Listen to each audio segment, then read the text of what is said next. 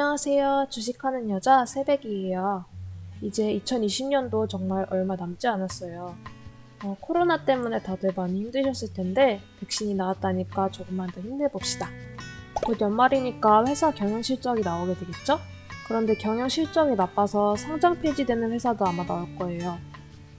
저는 아직 주식을 잘하진 못하지만 제가 산 주식이 상장 폐지만 되지 않는다면 언젠가 오르겠지? 라는 생각은 하고 있어요. 근데 상장 폐지된다면 기대조차 할 수 없겠죠? 그래서 오늘은 상장 폐지에 대해서 알아보고자 해요. 이번에도 유명 유튜버님들의 영상 내용을 요약해봤어요. 먼저 제가 거래한 내역 하나를 소개할게요. 자랑하려고 소개하는 건 아니고요. 비우량주 매매로도 많은 수익을 낼 수 있었던 경험을 얘기해드리려고 해요. 배당 수익 때문에 주식을 사는 사람도 있지만 대부분은 차익 수익 때문에 주식을 사잖아요? 그런 관점에서 보면 오랜 시간 느리게 움직이는 우량주보다는 단기간에 많은 수익을 주는 비우량주도 괜찮다고 봐요. 제가 매매했던 종목은 장원테크인데 무려 135%의 수익을 1개월 만에 얻었어요. 제가 이 회사 주식을 살 때 고민을 많이 했는데요. 적자가 컸기 때문이에요. 이 회사 자본금은 55억이에요. 그런데 2020년 2분기 손실이 150억 정도, 3분기 손실이 528억이었어요. 주식 투자 경험이 많지 않아도 투자하기엔 좀 고민이 많이 될 법하죠? 그래서 그 당시엔 여러 가지 조사를 했어요. 2019년 매출이 약 1000억 정도였기 때문에 이 정도 회사라면 망하진 않을 거라고 생각했어요. 상장 폐지 위험만 없다면 지금이 구매하기 가장 쌀 때라는 느낌이 왔어요. 하지만 상장 폐지가 언제 어떻게 되는지에 대해선 저도 확실하게 잘 몰라서 이번에 많은 유튜브를 보면서 공부했어요. 제가 알게 된 내용을 알기 쉽게 요약해봤어요. 먼저 상장 폐지 조건에 대해서 알아보고자 해요. 이 부분은 너이거 몰라님의 유튜브가 도움이 많이 되었어요. 자세히 알고 싶으시면 우측 상단 링크를 클릭해주세요. 이번에 문제가 되었던 신라젠을 예를 들어서 잘 설명해 놓았어요. 상장 폐지되는 사유는 여러 가지가 있는데 저와 같은 개미 투자자 입장에서 미리 조사하고 예상하고 대응할 수 있는 부분은 자본 잠식 부분인 것 같아요. 여기에서 자세히 나오는 것처럼 자본금이 50% 이상 잠식되면 관리 종목으로 지정돼요. 그나마 다행이죠? 하지만 완전 자본 잠식된다거나 50% 이상 자본 잠식 상태가 2년 이상 지속되면 최악의 상황이 일어나요. 바로 주식이 휴지 조각이 되는 상황이죠. 그런데 자본은 뭐고? 자본금은 뭐고? 자본 잠식은 뭘까요? 용어가 헷갈리는 게 많죠? 어떻게 그걸 구별할 수 있는지도 헷갈릴 거예요. 다행히 정말 쉽게 가르쳐주는 유튜브가 있었어요. 바로 경제 유캐스트예요. 우측 상단에 링크 걸어 놓았으니까 꼭 보시기 바래요. 이 그림이 정말 잘 감추려져 있어요. 정말 중요한 점은 자본이란 단어하고 자본금이란 단어의 의미가 전혀 다르다는 거예요. 그리고 상장 폐지에 관련된 단어는 자본이 아니라 자본금이란 겁니다. 이 점을 꼭 기억해야 돼요. 자본금은 그냥 쉽게 말해서 주식수 곱하기 액면가가 자본금이에요. 삼성전자 자본금은 얼마일까요? 삼성전자 일주 액면가가 겨우 100원이에요. 100원 곱하기 주식수 하면 삼성전자의 자본금이 나와요. 이 자본금은 삼성전자 주가가 7만원이 되든 70만원이 되든 변하지 않고 심지어 자본 잠식 때도 변하지 않는 숫자랍니다. 물론 유상증사나 감자 같은 거 하면 변하는데 그런 게 아니면 절대 변하지 않아요. 상장 폐지 결정 여부는 이 숫자를 기준으로 하니까 아주 중요한 숫자예요. 그럼 어떻게 자본 잠식 여부를 알 수 있을까요? 전자공시 시스템이나 HTS에서 그 회사의 재무제표를 보면 돼요. 경제 유캐스트님이 아주 좋은 예를 들어주셨어요. 아시아나항공이 요새 이슈죠? 저 회사의 재무제표를 보면 자본 총계가 9억이고 자본금이 11억이에요. 근데 아시아나항공 같은 큰 회사 자본금이 겨우 11억이라니 뭔가 이상하죠? 제가 다시 조사해보니까 11억이 아니라 1조 1000억이었어요. 이 부분은 아마 실수를 하신 것 같아요. 하지만 어차피 비율을 계산하는 거기 때문에 계산 결과는 틀리지 않아요. 저렇게 계산하는 게 귀찮으면 이것만 확인해도 됩니다. 자본 또는 자본 총계가 자본금보다 크면 안심할 수 있어요. 자본은 자본금보다 크면 클수록 좋아요.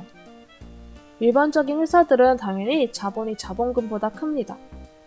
그런데 회사가 나빠지기 시작하면 자본의 크기가 자꾸자꾸 줄어서 자본금하고 키가 똑같아져요. 자본이 자본금하고 자꾸만 키를 맞추려고 낮아지는 순간부터 경계경보가 발생하죠. 예를 들어 볼게요. 이건 어떤 두 회사의 재무 상태예요. 초록색 바가 자본이고 파란색 바가 부채인데요.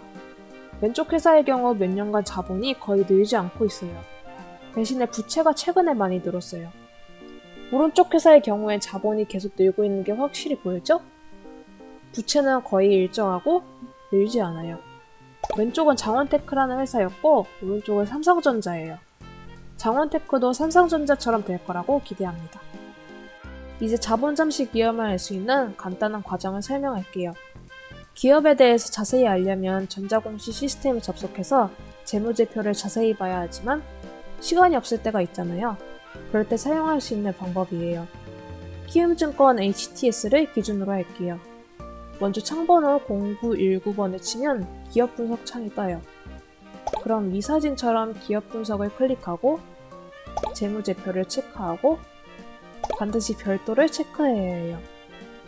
그리고 마우스를 이용해서 아래로 스크롤을 하면 재무제표가 나타나요. 거기서 자본 항목에 적힌 숫자와 자본금 항목에 적힌 숫자를 비교하는 거예요. 아시아나항공을 한번 봅시다. 최근 연도를 보면 자본에 적힌 숫자가 4,739인데 자본금에 적힌 숫자는 11,162예요. 자본이 무조건 자본금보다 커야 좋은 회사라고 했잖아요. 자본 잠식률이 얼마인지 계산해봤어요. 무려 57%예요. 저 상태를 올해 말까지 해결하지 않으면 관리 종목이 지정되겠죠? 이렇게 HTS에서 제공된 정보만으로도 회사의 위험 상태를 간단하게 파악할 수 있어요. 하지만 정말 많은 돈을 투자하고자 할 때는 더 많은 정보가 필요하겠죠?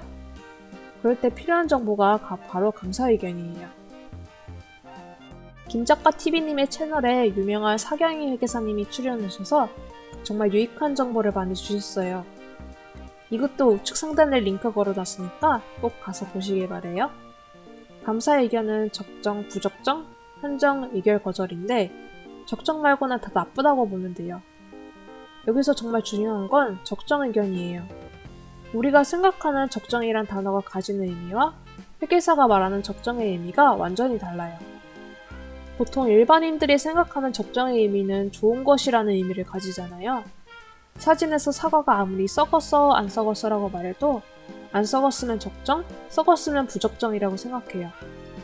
하지만 회계사들은 회사가 제출한 여러가지 영수증, 통장 내역, 회계 자료만 가지고 검사를 해요.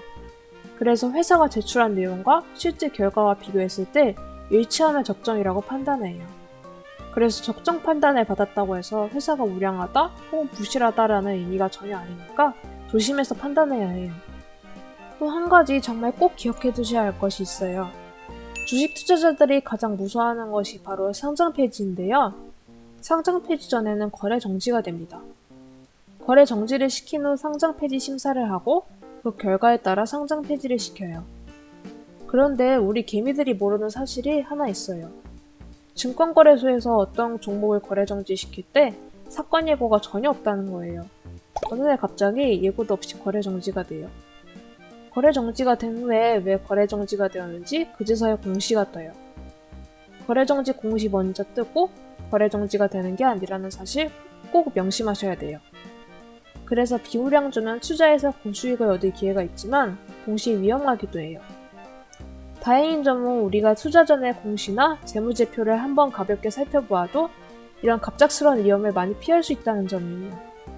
김작가TV에 출연하신 사경인 회계사님의 강의는 유튜브에 정말 많이 있어요. 검색해서 꼭 보시길 추천드려요. 그래서 저도 위험을 피하려고 투자할 때는 감사 의견까지 꼭 검토해보려고 해요. 좀 귀찮긴 하지만 만약을 위해서 꼭 알아봐야 할 것 같아요. 감사 의견은 전자공시 시스템에 들어가서 분기보고서나 사업보고서를 보면 나와요. 특히 강조사항을 잘 읽어봐야 해요. 주식 투자하는 사람들이 위험에 빠지지 않도록 회계사는 중요한 내용을 이 부분에 꼭 기록을 해놓는다고 해요. 예를 든 것은 장원테크 분기보고서인데 감사 의견의 강조사항 보면 코로나 바이러스 감염증이라고 되어 있어요. 아마 코로나 때문에 공장 가동이 중지돼서 회사가 어려움에 빠질 수 있다는 것을 알려주려고 한 것 같아요.